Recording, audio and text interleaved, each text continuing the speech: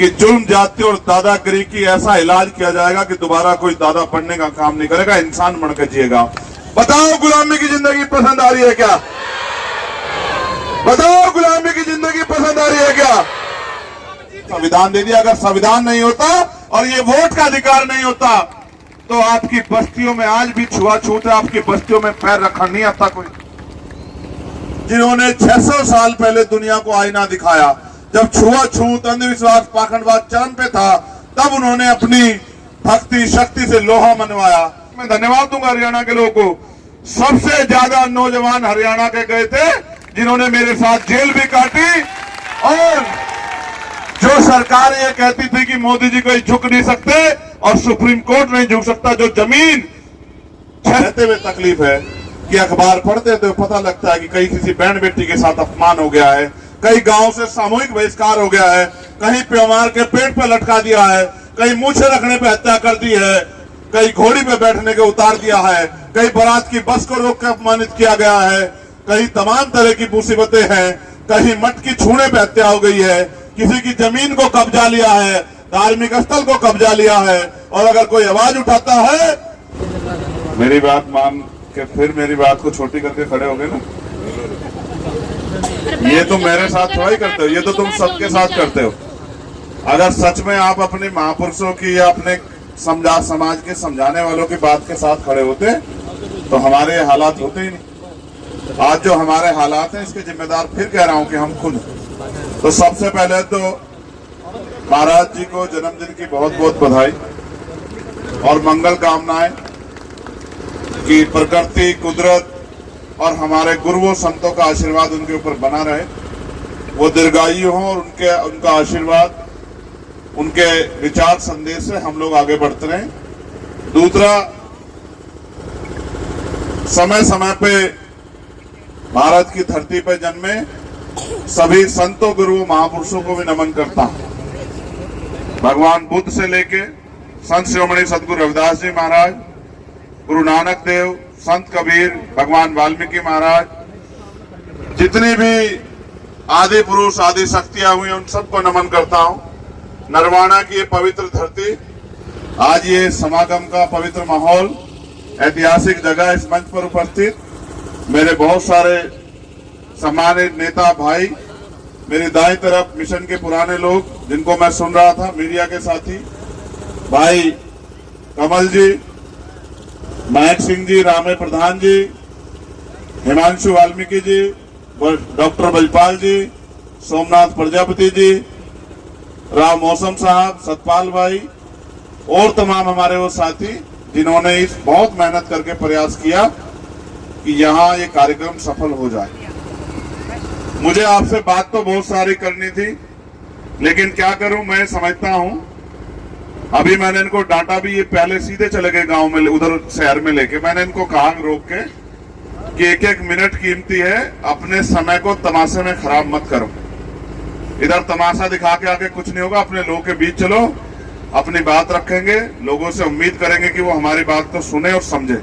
मैं आपसे भी अपील करूंगा, अगर आप समागम में आए हो, सत्संग में आए हो, तो जो बात यहाँ से आपको सुनने को मिले उसमें से जो आपको अच्छी लगे उसको अपने दिल को लगा लो, और जो आपको अच्छी ना लगे उसको पीछे छोड़ दो, लेकिन अपने गुरुओं, महापुरुषों की बात को मानो, क्योंकि अगर आपने ऐसा नहीं किया तो फिर आपको इसका खामियाजा भुगतना पड़ेगा। तो ये भी सच है कि बहुत काम छोड़ के मैं यहां आया। उसका कारण यह है कि बिजनौर में एक आंदोलन चल रहा था महाराज जी। आंदोलन ये था कि वहां गुलदार ने 25-26 लोगों की जान ले ली। जंगल में गुलदार आ गए बहुत सारे, और गरीब, कमजोर किसान, मजदूर के हालात खराब है, वो खेत में जाता है। हमारी माएं बहनें जिन्होंने पशु पाल रखे, चारा लेने के लिए खेत में जाती, या किसी के खेत में मजदूरी करने के लिए थोड़ी थोड़ी जमीनें जाते, वो गुलदार उठा के ले जाता और ऐसी नफसत हत्या करता ना, सोच के देख के रूह कांप जाए। किसी का एक बच्चे का पूरा शरीर खा लिया, सिर्फ इतना धड़ धड़ बची। एक बच्चे को जो 23 साल का था, किसान परिवार का, वो पानी दे रहा था, उसको उठा ले गया, कुछ नहीं बचा उसके शरीर में। एक माँ, जब मैं कल बैठा था, वो रोए जा रही। मैंने पूछा क्या हुआ, कि मेरी 19 साल की बेटी थी, मैं और वो खेत से चारा लेके आ रहे थे, पीछे से गुलदार आया, मेरी बेटी को उठा ले गया, उसकी शादी तय हो गई थी, उसके आंसू नहीं थम रहे थे।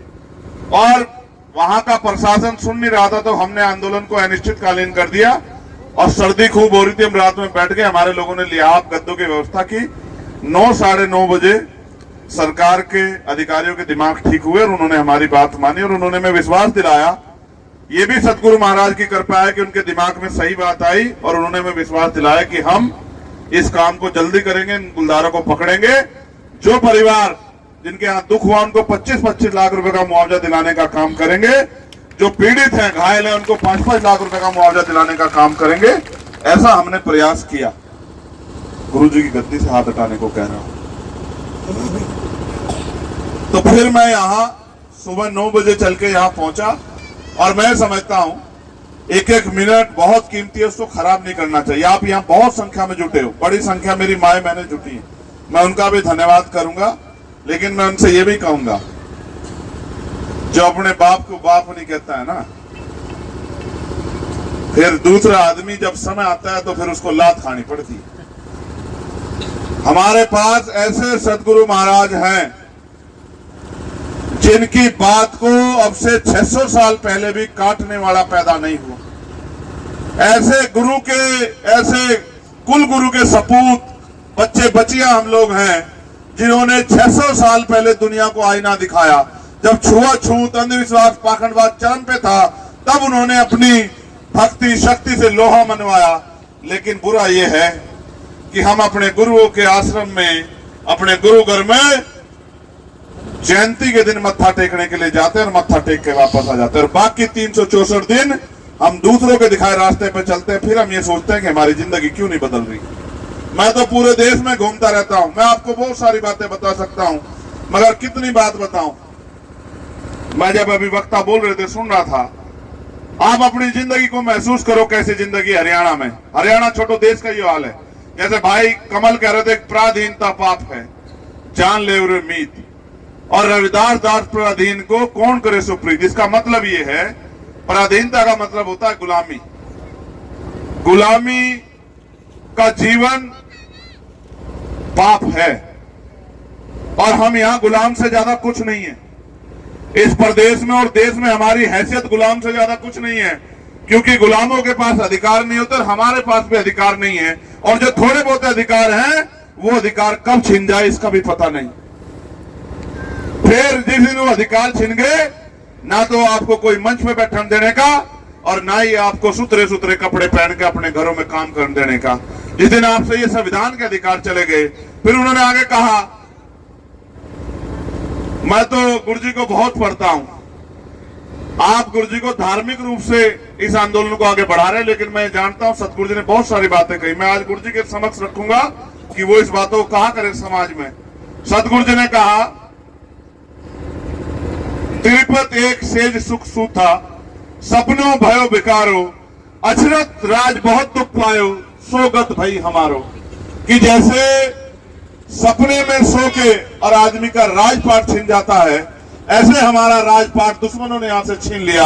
और जब राजपाट चला गया तो आज हमारी ये हालात हैं और हालात बुरे हैं। मुझे कहते हुए तकलीफ है कि अखबार पढ़ते तो पता लगता है कि कहीं किसी बहन बेटी के साथ अपमान हो गया है, कहीं गांव से सामूहिक बहिष्कार हो गया है, कहीं प्योमार के पेट पे लटका दिया है, कहीं मूछे रखने पे हत्या कर दी है, कहीं घोड़ी पे बैठने के उतार दिया है, कहीं बारात की बस को रोक के अपमानित किया गया है, कहीं तमाम तरह की मुसीबतें हैं, कहीं मठ की छूने पे हत्या हो गई है, किसी की जमीन को कब्जा लिया है, धार्मिक स्थल को कब्जा लिया है। और अगर कोई आवाज उठाता है तो सरकार की पुलिस जेल में बंद कर देती है, लाठी मारने का काम करती है, मुकदमे लगाने का काम करती है।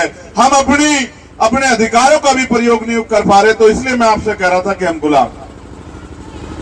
आप अपने घरों के हालात देखो, कितनी सुविधाएं आपके घरों में। कितने घरों में 4 पहियों गाड़ी, जरा हाथ उठा के बताइए मेरी माँ बहनों को। एक जिन जिन के मैं जरा प्रभु कर लो, दिख तो जहां मुश्किल से 5-4 होंगे गुरु जी, इससे फालतू तो नहीं है। 4 पहियों की गाड़ी वाले हैं। कितने हैं जरा हाथ ऊपर करो, घबराओ मत, एक एक हाथ ऊपर करो, गिनती नहीं हो पाएगी। 8, 7, 10, 12 होंगे। और संख्या कितनी है यहाँ?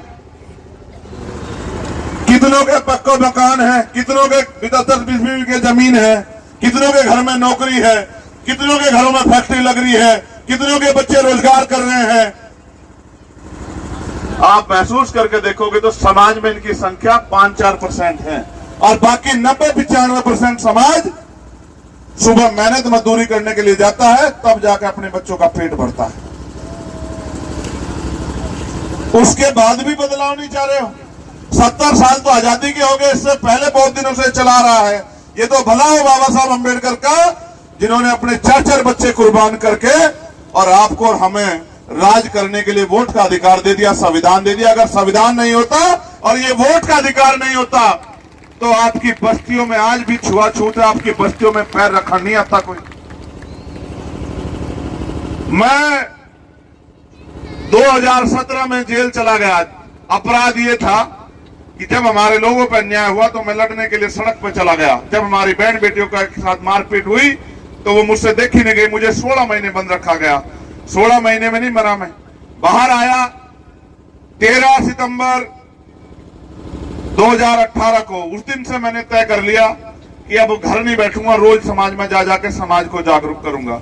उसके बाद दिल्ली में गुरु घर टूट गया। मैं धन्यवाद दूंगा हरियाणा के लोगों को, सबसे ज्यादा नौजवान हरियाणा के गए थे जिन्होंने मेरे साथ जेल भी काटी। और जो सरकार ये कहती थी कि मोदी जी कोई झुक नहीं सकते और सुप्रीम कोर्ट नहीं झुक सकता, जो जमीन 600 साल पहले सिकंदर लोधी जी ने सतगुरु रविदास जी महाराज को, उनको भी जेल में बंद किया गया था। लोगों ने सिकंदर लोधी राजा को कह दिया कि ये रविदास जी ये झूठे संत है, सच्चे संत नहीं है। उनकी बात सुन के सिकंदर लोधी ने सतगुरु रविदास जी महाराज को जेल में बंद करवा दिया। लेकिन फिर ऐसी उनकी शक्ति, उनकी भक्ति से ऐसी कृपा हुई कि जिधर सिकंदर लोधी जाए उधर सतगुरु रविदास जी महाराज दिखाई दे। और सतगुरु महाराज को वो चारों तरफ देख के उसके दिमाग में आ गया कि मैंने किसी सच्चे व्यक्ति को, किसी सच्चे संत को बंद कर दिया। वो हाथ जोड़ के कहा कि महाराज जी गलती होगी, आप मेरी धरती पे आए हो, आप दिल्ली आए हो, मैं चाहता हूं कि आप यहाँ कुछ दिन रुको। सह सम्मान उसने एक जगह दी, उस जगह को लुटेरे ने लूट लिया।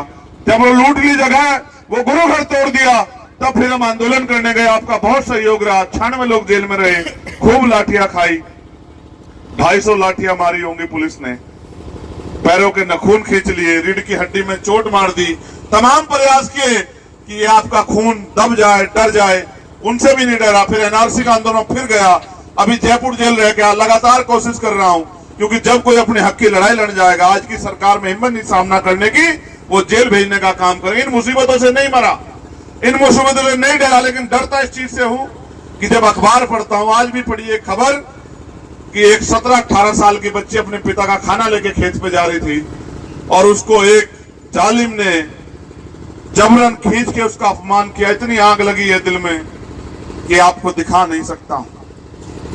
आप मेरी बहनें माए बैठी हैं, आपके सम्मान के लिए मैं अपने खून का एक कतरा लुटा दूं, लेकिन करूं क्या? मैं एक आदमी कहां पहुंच सकता है, और जो मेरे बाद के हैं उनको आप ताकत नहीं दे रहे हो।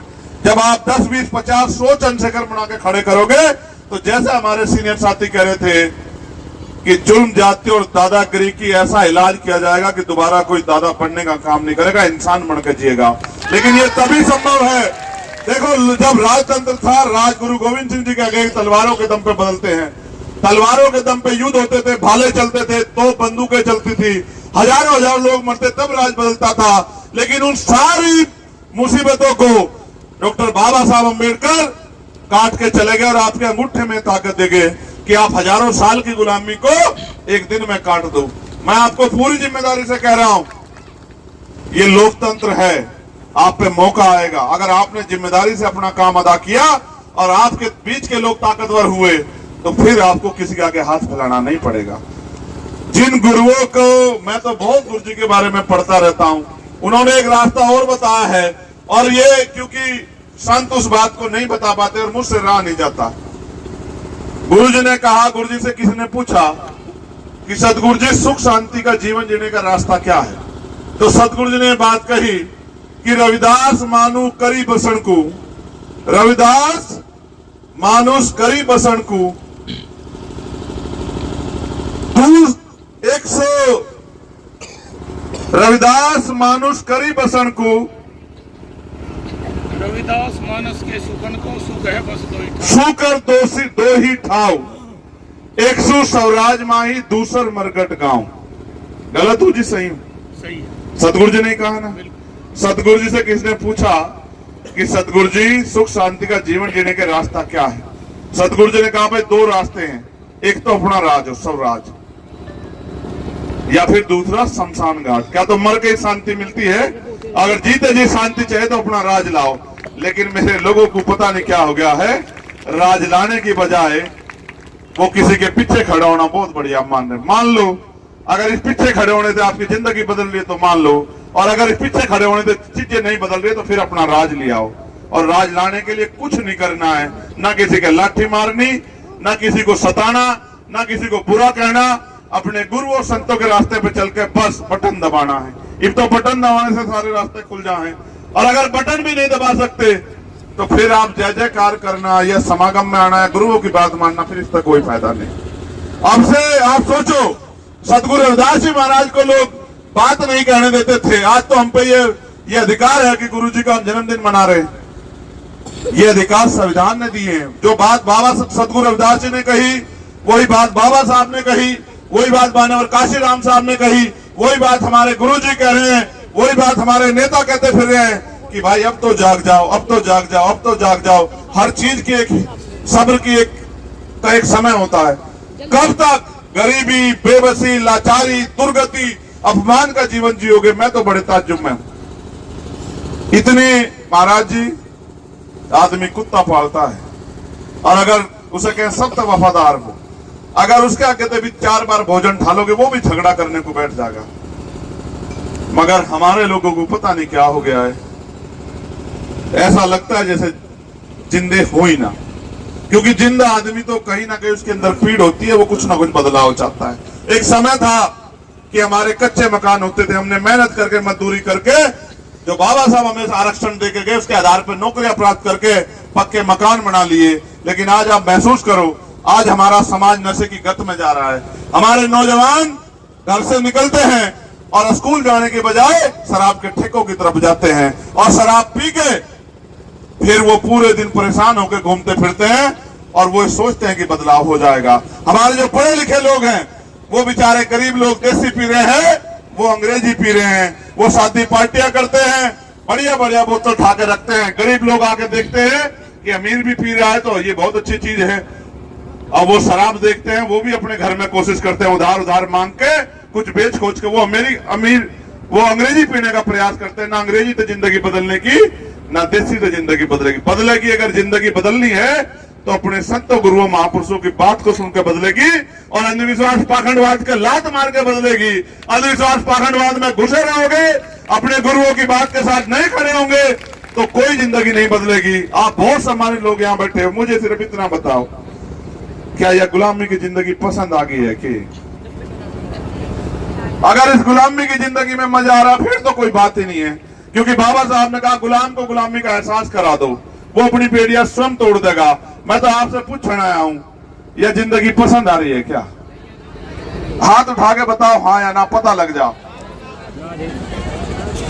फिर रिश्ते बदलना क्यों नहीं चाह रहे हो? हैं? मैं तो तुम्हें ठाडी मान रहा हूं इनकी अपेक्षा। ना रुक जाओ, इस तरह आगे ना बढ़वाओ, इनके तो मेरे लोग बैठे हैं, आगे जाकर कोई फायदा ना। मेरी बात सुन लो, मुझे तो तम ठाडी लाग रही हूँ, ठीक है? थारी आवाज में भी जोर है। पहले एक बार इनकी आवाज लगवा के हम पूछेंगे, जो पुरुष बैठे हैं, कहें कि पुरुष ताकतवर हो, मगर ये गलत फहमी थारी है। सतगुरु रविदास जी महाराज को भी एक माँ ने जन्म दिया, और बाबा साहब अम्बेडकर को भी एक माँ ने जन्म दिया, और मान्यवर काशीराम साहब को भी एक माँ ने जन्म दिया, और मुझे तुम्हें भी एक माँ ने जन्म दिया। जन्म देने वाली ज्यादा ताकतवर होती है, जन्म लेने वाला कमजोर हो सकता है, जन्म देने वाली कमजोर नहीं हो सकती है। इसलिए पहले इनकी आवाज देखूंगा मैं तुम्हें, एक बार तम ना बोलियो माओ बहनों, मैं एक बार इनसे पूछूंगा, इनकी जोर देखूंगा, इंगे वालों के भी, इंगे वालों के सबके। बताओ गुलामी की जिंदगी पसंद आ रही है क्या? बताओ गुलामी गुलामी की जिंदगी पसंद आ रही है क्या? इन्हें एक बार मैं थारे तक पूछूंगा, इन्हें एक बार हरा दियो तुम बस, मैं थारी खेलूं, मैं इस मंच पे थारी बात करूंगा, ठीक है? नहीं, इन्हें एक बार हम लोग कमजोर कर देंगे। बताओ गुलामी की जिंदगी पसंद आ रही है क्या? बताओ गुलामी की जिंदगी पसंद आ रही है क्या?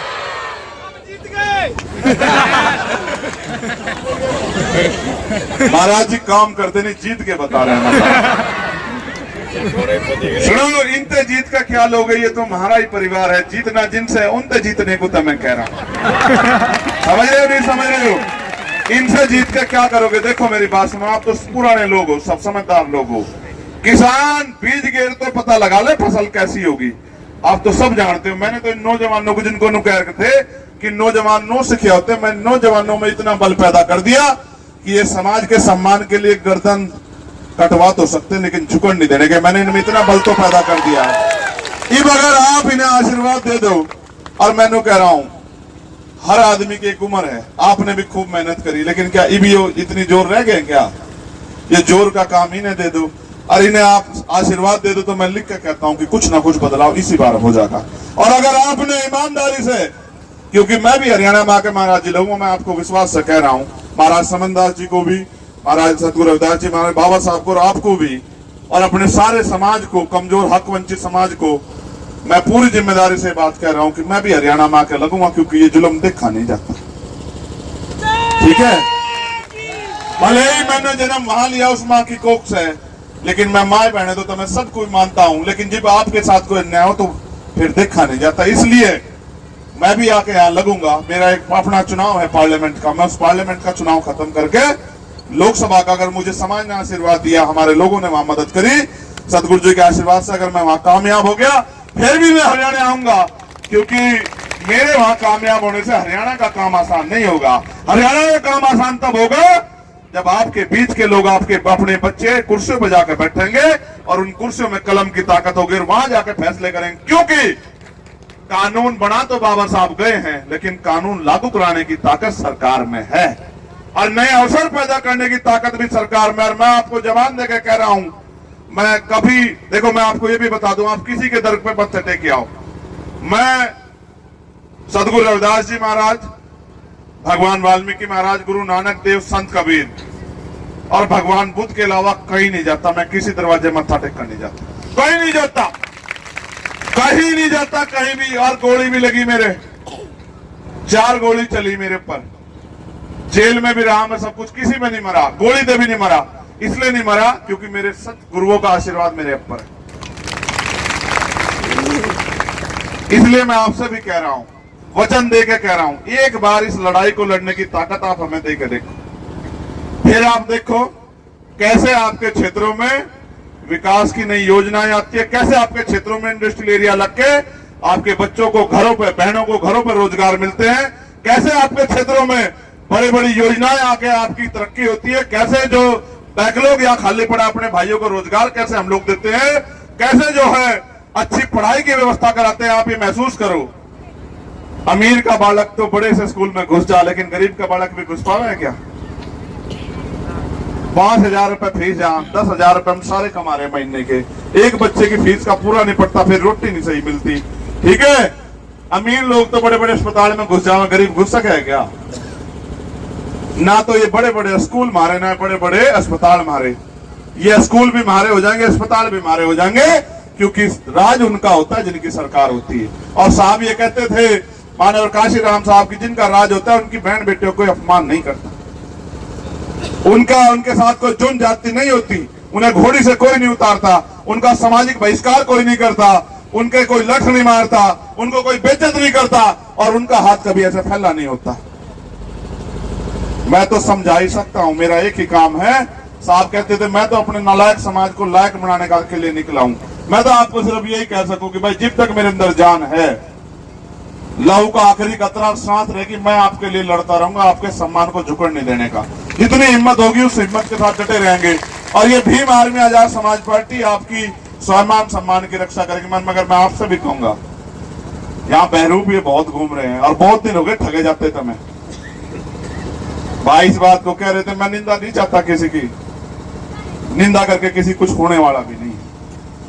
ना तो सतगुरु जी ने मुझे ये सिखाया कि किसी की निंदा करो, कोई किसी को बुरा कहेगा उसके माथे और कोई किसी को अच्छा कहेगा उसके माथे, ना तो हमारे गुरुओं ने सिखाया, ना हम किसी की निंदा चाहते। मैं तो सिर्फ आपसे कह रहा हूं, आपने सबको अजमा लिया, अब ये लड़ाई लड़ने की हिम्मत आप चंद्रशेखर आजाद को दो, फिर आप देखो कि कैसे जिंदगी बदलती है। अब आप सुनो, एक कहावत है कि अजमाए हुए को अजमाओगे तो वही मिलेगा जो मिलता आया है। अगर अजमाए वालों को अजमाया तो वही मिलेगा, अन्य फिर गांठ बांध लो आज से, कुछ नहीं करना, कुछ भी नहीं करना, बस मुंह तेनू कहना कि भाई हम तो इस बार अपने भाई को ताकत देंगे चंद्रशेखर। फिर देखो आप, अगर यहाँ की हवाई ना बदलगी ना जिन नरवाना की, फिर आप मुझे बताइयो, फिर आपकी ताकत बनेगी यहाँ, फिर आपको किसी के दरवाजे पे जा खड़ा नहीं होना पड़ेगा। और एक बहुत सारे पर्चे मेरे पास आए और एक पर्चे में लिखा हुआ है, एक क्या बहुत सारे पर्चों में एक ही बात लिखी, एक और प्रचार लग रहा है कि यहाँ भाई है पोलूराम पुनिया जो 36 साल से जेल में है, ये भी समाज की नाक है हमारी और सरकार से रिया नहीं कर रही। देख भाई, मैं तो तुझे एक बात बता रहा हूं, अगर कहीं यहाँ कहीं है जन आंदोलन तो हम करेंगे ही, क्योंकि जो सरकार हमारे साथ नाइंसाफी करेगी उससे तो हम लड़ेंगे। लेकिन अगर हमने ताकत बना ली तो जिस दिन हमारी सरकार यहाँ बढ़ेगी या हम ताकत में हैसियत में होंगे, अगले दिन कोई नाइंसाफी हरियाणा में नहीं होगी। अगर उससे पहले हम काम करके आगे बढ़ गए तो बहुत बढ़िया बात है, अगर देर होगी तो जिस दिन हमारा ये राज का काम यहाँ मजबूत हो जाएगा, उसी दिन बाहर भी होगा हमारा भाई और हमारी लड़ाई में भी हमारे साथ रहेगा और कोई किसी गरीब के बच्चे को जेल भी नहीं भेज पाएगा। इसलिए मैं आपसे आग्रह करूंगा, ऐसे मुट्ठी बंद करो सारी माए बहने, ऐसे मजबूत होनी चाहिए मुट्ठी, नहीं मजबूत नहीं बन रही है। क्या बात है, रोटी नहीं खाई है कि है? मैं एक बार देख लूं किसकी मुट्ठी नहीं तन रही, मैं एक बार देख लूं। एक दादी ने ठा तो इसे आया उधर ठा नहीं रखी, अच्छा ठीक है ठा ली, छोटे ना पीछे बात के बहुत बड़े बड़े हाथ हैं भाई। मैं एक बार जांच लूं किसने नहीं बना रखी, मैं सिर्फ नू ही देख रहा हूँ। हाँ, ये एक माँ बैठी थी हरे सूट वाली, या ना बनाओ फिर बना लेने, देख लिया कूदेंगे देख रहा है। अच्छा तो ऐसे उठाओ, बोलिए सतगुरु रविदास महाराज की, भगवान वाल्मीकि महाराज की, सतगुरु रविदास शक्ति, सतगुरु रविदास शक्ति। अब दोनों हाथ उठाकर आशीर्वाद दो, छोटी बड़ी मत मानो, थारा सबका खून हो अधिकार बैठे, तम भी दो, तम एक थारी टाल हो रही है जी भी तो गोली लग रही है, तुम अगर पहले इकट्ठे होकर मदद कर दो फिर थोड़ा ही कोई गोली मार सके, ये भी ना मरता, ये भी तो बहुत काम बाकी, जब तक समाज अपने पैरों पर नहीं खड़ा होता, जब तक बाबा साहब का अधूरा सपना नहीं पूरा होता, जब तक मानव काशी राम की कुर्बानियों को, उनके संघर्ष को, उनके सपने को बल नहीं मिलता, तब तक चंद्रशेखर आजाद मरेगा नहीं, और मर गया तो तुम थाम लियो। बहुत काम बाकी है, रुको मत, कहीं ना कहीं कोई ना कोई खड़ा रहो, क्योंकि ये काम करना ही है। ये काम एक दिन का काम नहीं है। आप आम का पेड़ लगा रहे हो, एक दिन में फल नहीं देगा, अभी तो आपको इसकी रक्षा सुरक्षा करनी पड़ेगी, इसकी देखभाल करनी पड़ेगी, फिर ये ठंडा हो जाएगा 5, 7, 10 साल में, फिर आपको फल भी देगा, छांव भी देगा, और जब बुढ़ा हो जाएगा इसकी लकड़ियां भी आपके काम आओगी, ये थारे चकिरदा काम आओगे। बहुत बहुत धन्यवाद। जय भीम, जय भारत, आप सबके लिए मंगल कामनाएं, और बस अच्छे बुरे वक्त में, दुख सुख में अपने भाई को याद रख। धन्यवाद। जय भीम, जय भारत।